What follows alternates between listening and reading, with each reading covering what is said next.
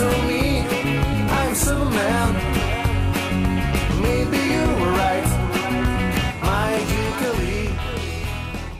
Bonjour tout le monde et bienvenue pour cette nouvelle émission de Stevie Way Show. Et aujourd'hui, on va parler culture, et oui ça change, on va parler du Columbus Day, le jour de Christophe Colomb. Je me suis dit que c'était intéressant de s'attaquer aux fêtes nationales, ou du moins aux fêtes fédérales américaines, histoire d'apporter un petit peu de culture. Ça va être dans 2 jours, donc nous sommes en plein dedans. Je me suis rendu compte que c'était un sujet en fait qui était délicat, car il y a beaucoup aujourd'hui de polémiques au sein même des États-Unis. Ce point culturel-là est un petit peu moins drôle, mais je pense que tout tabou n'est pas bon à garder, et que c'est bien aussi de parler des choses qui fâchent.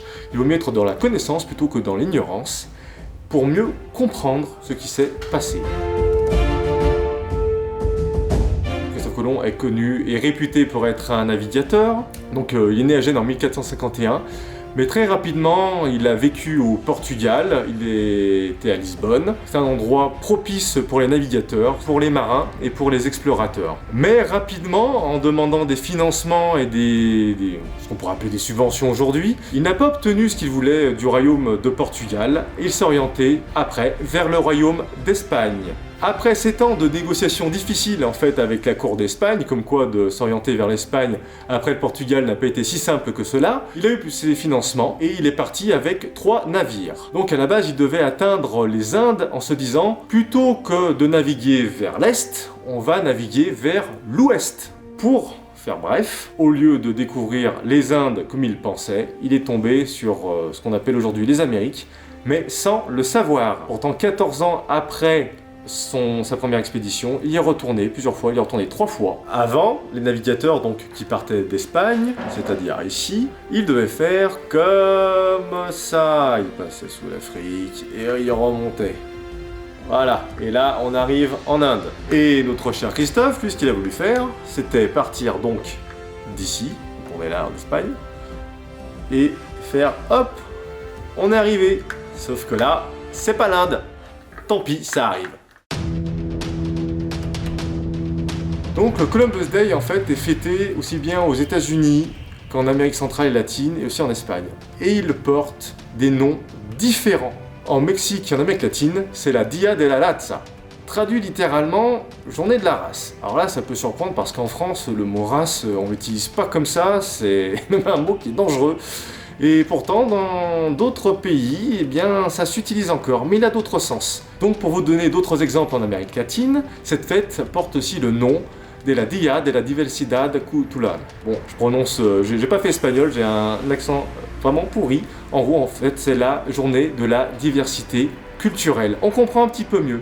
Et en fait, pour ceux qui ont encore gardé cette appellation de journée de la race, en fait, c'était plutôt par rapport à la journée de la diversité culturelle. Parce que n'oublions pas quand même qu'avant d'avoir plutôt des Européens d'origine anglaise, espagnole, irlandais, italien, portugais, les États-Unis, c'était un autre peuple qui vivait. C'était un autre peuple qu'on peut appeler les Native Americans aujourd'hui. C'est pour ça que, pour changer et par rapport à une certaine polémique, on en parle plutôt aujourd'hui dans les pays d'Amérique latine de la journée de la diversité culturelle. Et qui est en réalité une anti-fête de Christophe Colomb. Alors bien sûr, mon focus va être sur les États-Unis, puisque c'est le Stevie Way Show, et je m'intéresse davantage à la culture des États-Unis, mais il est important aussi de parler quand même de son contexte mondial. La première célébration aux États-Unis donc, a eu lieu à San Francisco en 1869 et a été majoritairement importée par les Italo-Américains. Alors pourquoi les Italo-Américains ? Parce que Christophe Colomb, de ce que l'on sait, est né à Gênes. Donc c'était un Italien. Et les Italiens ont fait partie, entre autres, des communautés qui ont eu du mal à s'intégrer ou qui n'ont pas tout de suite été acceptées comme ils auraient souhaité ou comme il aurait fallu humainement.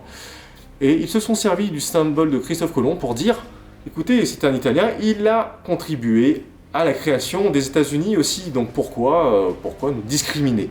Et donc encore aujourd'hui, notamment dans l'État de New York où la communauté italo-américaine est très concentrée, c'est d'abord et principalement la communauté italienne, enfin du moins italo-américaine, qui défend le plus cette journée. We put a great emphasis on having a good relationship with Italy as it is today and Italians in New York today. And we love that we all go back and forth, just like Columbus did, 3 times back and forth. Donc le Columbus Day est devenu une tradition nationale qui s'est installée progressivement.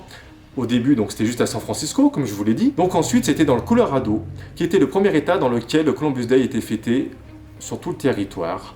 Et c'était en 1907. Il a fallu attendre donc un certain président des États-Unis, en 1937, qui était Franklin Delano Roosevelt, qui a officialisé le Columbus Day comme une fête fédérale. And I'm opposed to fascism as I am opposed to communism.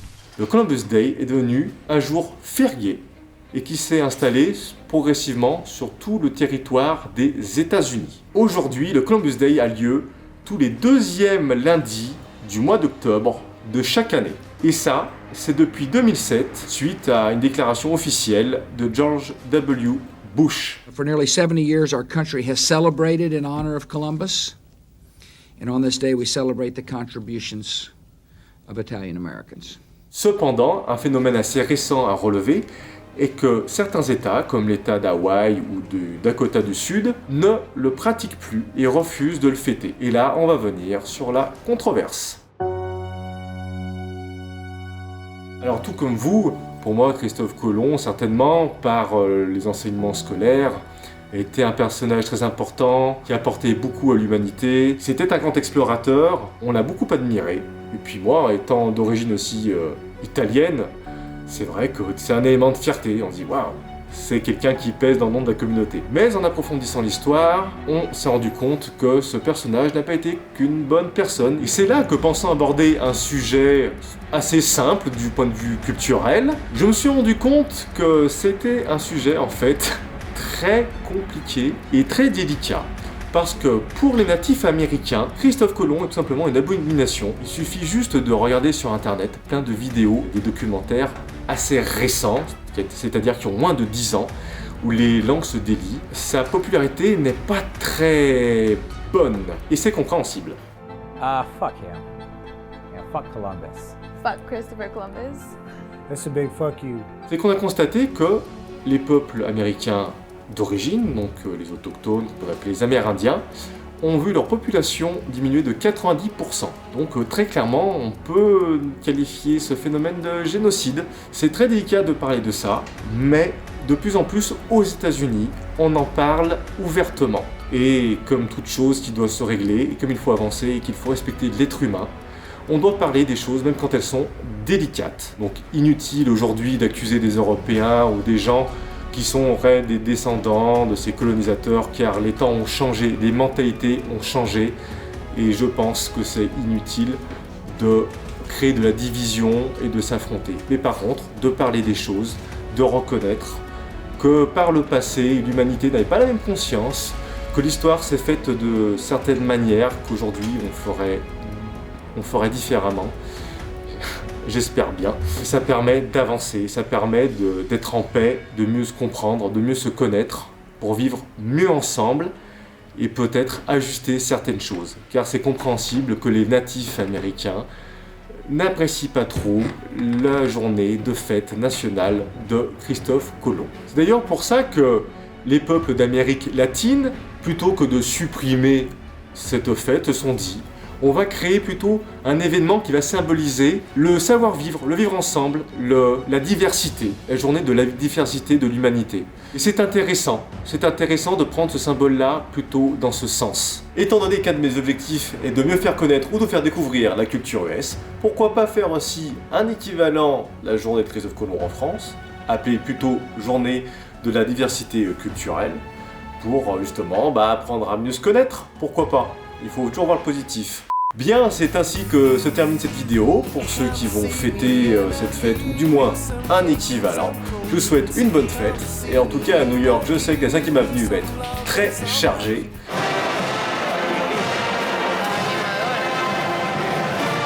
Donc pour les New-Yorkais, bonne chance. Et je vous dis à samedi prochain avec une vidéo qui sera sur un sujet de divertissement.